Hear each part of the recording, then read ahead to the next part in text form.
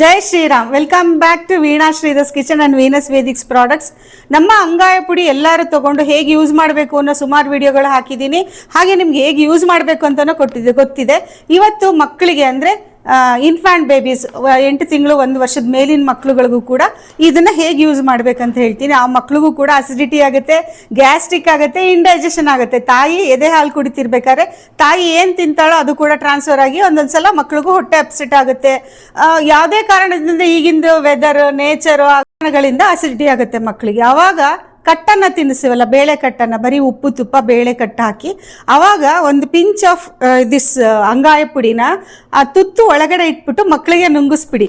ಆವಾಗ ಮಕ್ಕಳಿಗೆ ಹೊಟ್ಟೆ ಪ್ರಾಬ್ಲಮ್ಮು ಇರಲ್ಲ, ಇಂಡೈಜೆಷನ್ನು ಇರಲ್ಲ, ಗ್ಯಾಸ್ಟ್ರಿಕ್ ಇರಲ್ಲ, ಮಕ್ಕಳು ಚೆನ್ನಾಗಿ ಊಟ ಮಾಡ್ತಾರೆ, ಹಾಲು ಕೂಡ ಚೆನ್ನಾಗಿ ಕುಡಿತಾರೆ. ಸೊ ಮೊದಲನೇ ತುತ್ತನ್ನು ಯಾಕೆ ಹೇಳಿದ್ದೆ ಅಂದರೆ ಮಕ್ಕಳು ಬೇಡ ಅನ್ನಲ್ಲ, ಮೊದಲನೇ ತುತ್ತು ರಿಜೆಕ್ಟ್ ಮಾಡಲ್ಲ. ಸೊ ಇದ್ರ ಪ್ರಯೋಜನ ಪಡ್ಕೊಳ್ಳಿ. ಇಲ್ಲಿ ಡಿಸ್ಪ್ಲೇ ಆಗ್ತಾ ಇರೋ ನಂಬರಲ್ಲಿ ವಾಟ್ಸಪ್ಪಲ್ಲಿ ಮೆಸೇಜ್ ಮಾಡಿ ಆರ್ಡ್ರ್ ಮಾಡ್ಕೊಳ್ಳಿ.